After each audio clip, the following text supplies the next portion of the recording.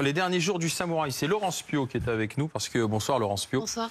Vous co-signez avec François Vignol ce livre enquête. Hein. Oui. C'est vraiment une enquête sur Alain Delon ces dernières années, ces derniers jours, à Douchy, les secrets de famille, vous le dites, part d'ombre, déchirement du clan sur l'héritage. C'est aux éditions Robert Laffont.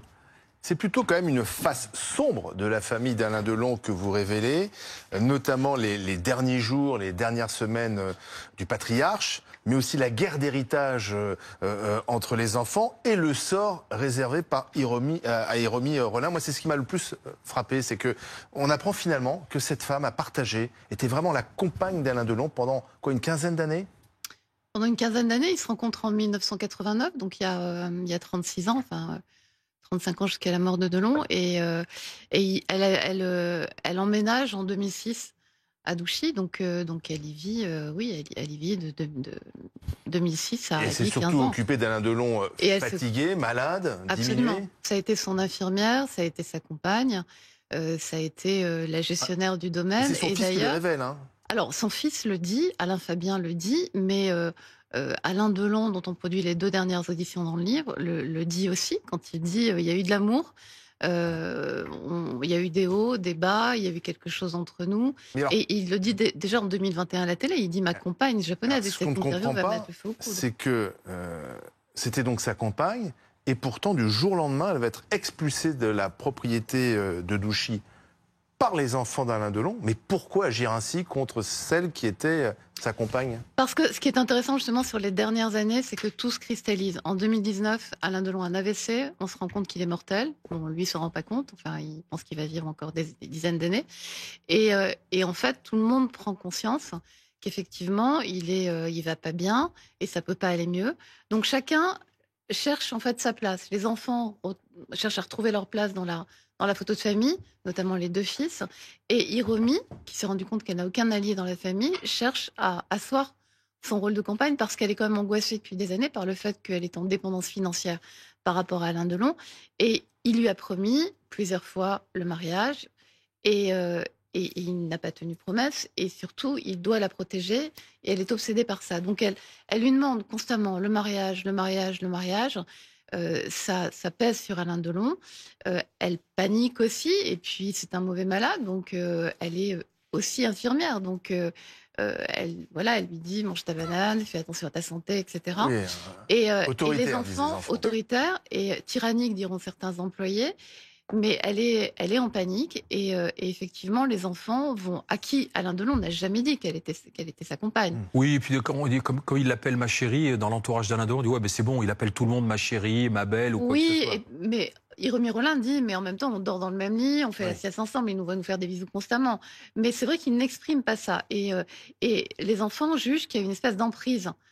C'est bizarre, hein, les mots d'emprise à coller à Alain Delon, mais qu'il y a une espèce d'emprise, une suspicion de maltraitance, et il la juge dangereuse pour la santé de leur père. Et ils vont organiser l'expulsion avec l'accord d'Alain Delon, puisqu'il y a un mot de signé de sa part. Mais c'est un stratagème qu'ils vont mettre en place. Oui. Ils vont la faire partir, l'éloigner de Douchy pour fermer tout, mettre de la sécurité et l'empêcher de revenir. Ils vont même aller plus loin, ils vont brûler ses affaires. Alors, ils lui ont confisqué en tous les cas ses affaires et on a beaucoup travaillé à Douchy, on a entendu nombreux témoins qui nous ont dit la cheminée a brûlé pendant 3 jours. Mais en tout état de cause, il y a des affaires qui ont disparu d'Hiromi Rollin, des affaires personnelles, des affaires de famille, etc. Et le fait effectivement, elle va le matin pour récupérer le chien d'Alain Delon, qui est censé être chez Alain Fabien, et elle tombe dans un piège. Et Alain Delon la voit partir en sachant qu'elle ne reviendra pas. Et quand elle va rentrer, elle va trouver porte close. Elle va se battre pendant 27 minutes pour rester à l'intérieur de la propriété avant, effectivement, d'être... Mais il y a l'enjeu de l'héritage, vous le dites. C'est pour éviter qu'elle touche quelque chose, que les enfants, finalement, ont décidé, comme une forme d'une sorte de pacte, de s'en prendre à elle. C'est difficile à dire. Je pense qu'il y a une vraie crainte de la part des enfants. Je pense que les enfants sont sincères vraiment dans le fait de mettre leur père à l'abri d'une quelconque menace. Tout ce qu'ils font, et jusqu'au bout, ils le font pour le bien de leur père. Donc ils sont persuadés de bien agir parce qu'elle est une menace pour eux. Après, le fait qu'elle soit reconnue comme compagne, évidemment, elle pourrait prétendre à une certaine part d'héritage s'il y avait un mariage, en tous les cas. Elle n'est ni pacsée ni mariée. Aujourd'hui, elle n'a rien. Elle a 1 200 € par mois, sa pension. Mais vous avez Non. Dans le livre, Enfin, il y a une oui, non. retranscription d'un dialogue, d'une conversation par téléphone entre Oui, Hiromi Rollin oui. et Alain Delon, qui est assez saisissante, parce que c'est elle qui appelle. Lui, il dit, moi, je peux pas t'appeler. Enfin, elle dit, je ne peux pas t'appeler parce que mon numéro, ils l'ont bloqué. Je peux plus t'appeler. Il faut que tu m'appelles tous les jours. Mon amour. Et lui, il dit, oui, je t'appellerai, je t'embrasse. Ah, je m'en occupe. Je te laisse, je peux plus parler. Donc, Oui, il a du mal à parler, oui. ouais, mais les coups de fil à Hiromi Rollin, Oui, on a c'était attention, danger, quoi, en fait. C'était ça. Oui, c'est qui c'est. Oui. En fait, Alain Delon, il est plein d'ambiguïté. Mm. Il y a quelqu'un qui nous a dit une phrase très juste dans ce livre. Il nous a dit, avec autant de sincérité, il pouvait dire à Anouchka, vire-moi à la japonaise, hein, pardon, parce que c'est comme ça qu'il s'exprimait, et dire à Hiromi Rollin, on va se marier.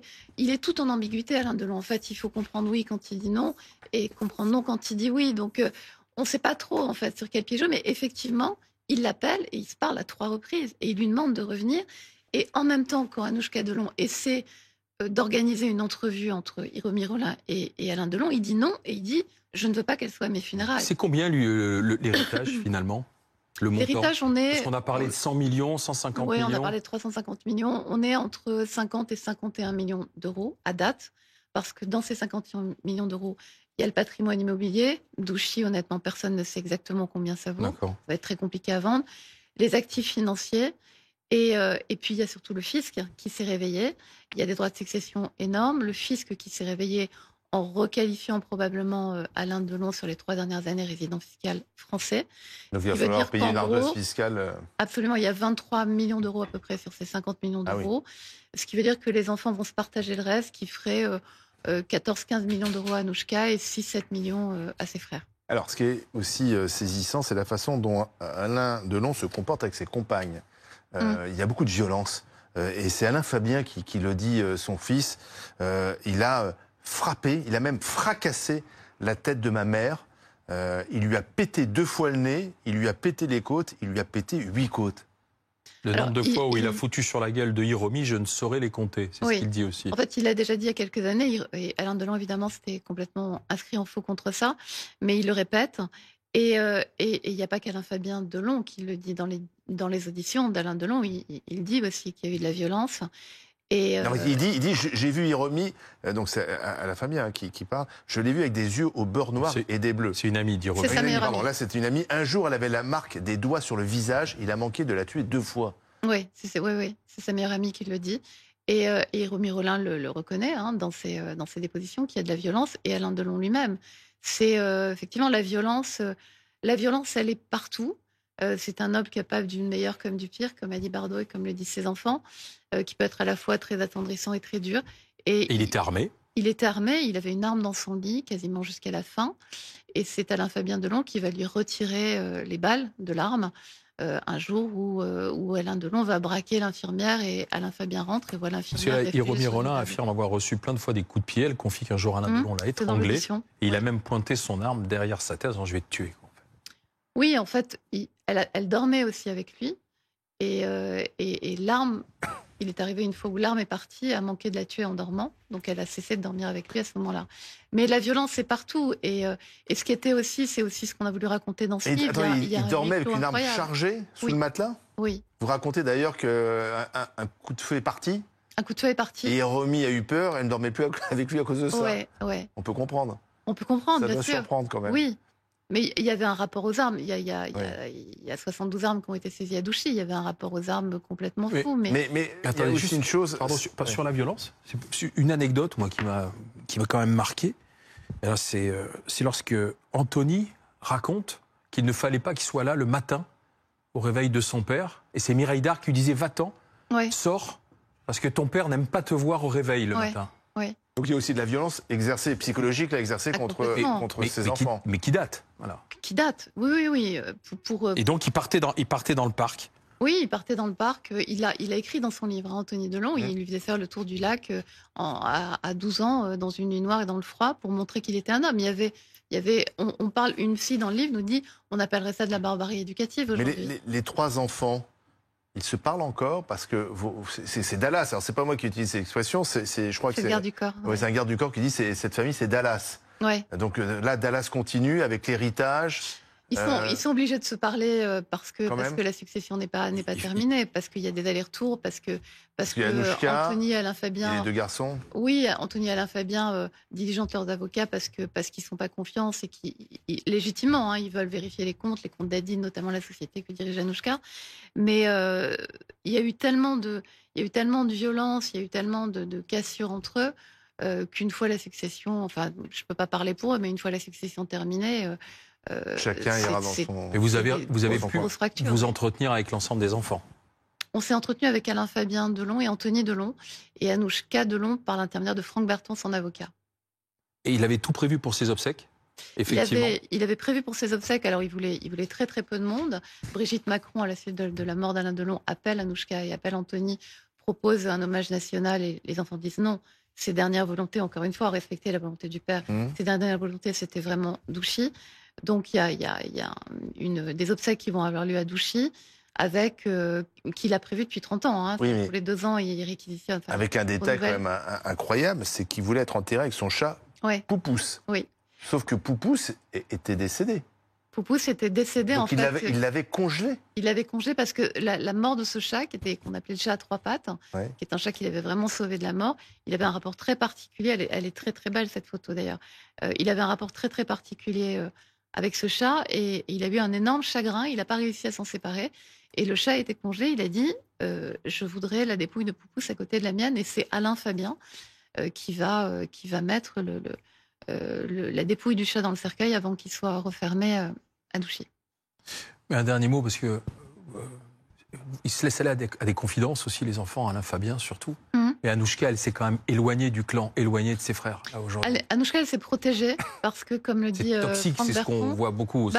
Elle est tombée du grenier à la cave quand elle a vu à quel point les enfants se détestaient.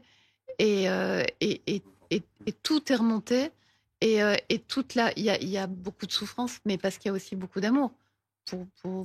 C'est un concentré, Douchy, c'est un huis clos incroyable où en fait Alain Delon, sur les dernières années, et particulièrement les derniers mois, paye en fait ses ambiguïtés, l'injustice à l'égard de ses enfants, ses secrets, et tout le monde attend un geste d'amour qui vient ou qui vient pas, mais tout le monde veut retrouver sa place et il y a une tension de fou, mais il y a énormément de souffrance parce qu'il y a aussi beaucoup d'amour.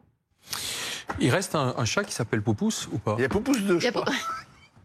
Il y a Poupousse 2 qui a été récupéré par Hiromi, parce que Hiromi a récupéré les 2 chats qui avaient peur de Loubo. Et de toute façon, il reste des animaux qui les gardent, qui s'occupent des animaux. Il y a Loubo, il y a des gens qui viennent régulièrement, il y a un gardien du domaine. Donc Loubo, d'ailleurs, Anthony Delon s'en fait souvent l'écho sur Instagram. Donc il y a un lien particulier à ce chien. Laurence Piot avec François Vignol, Les derniers jours du samouraï, aux éditions Robert Laffont, une autre manière de voir l'histoire aussi de la famille Delon.